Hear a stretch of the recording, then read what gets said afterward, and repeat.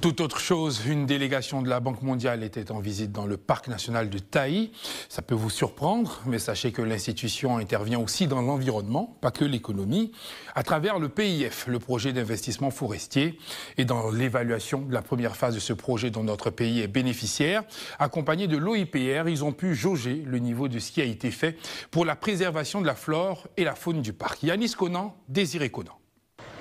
Le PIF, projet d'investissement forestier de la Côte d'Ivoire, exécuté par la Banque mondiale, intervient dans les forêts classées du parc national de Taï, ainsi que dans le centre et le sud-ouest du pays. Sa première phase appuie la gestion du parc national de Taï dans sa préservation par le renforcement de sa surveillance et l'amélioration des conditions de vie des riverains. Dans le cadre de l'évaluation de cette phase, une délégation de la Banque mondiale et de la direction de zone sud-ouest de l'OIPR, Office ivoirien des parcs et réserves, y a effectué une visite. Cette visite a conduit la délégation auprès d'un groupement de femmes de la localité de Djapadji qui a reçu la somme de 10 millions de francs CFA de la part du PIF. On n'était pas heureux, on n'avait rien, les femmes n'avaient pas d'activité à faire. Donc aujourd'hui, nous avons reçu encore des activités à faire, nous sommes heureux. Aujourd'hui, nous pouvons parler devant les gens, devant nos maris, ajouter à nos maris aujourd'hui à aider nos foyers. À cause du projet PIF, nous disons non à notre mari de ne pas rentrer dans le parc national de Taï. Pour le directeur de zone sud-ouest de l'OIPR, la visite de la Banque mondiale est un réel honneur, mais il compte surtout sur l'implication de tous pour la gestion durable du parc.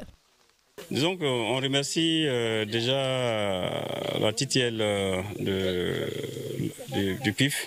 Elle est satisfaite de l'état de conservation du parc et nous ne pourrons que lui demander d'être l'ambassadeur de ce parc-là auprès des institutions financières, des institutions, disons, des partenaires techniques et financiers.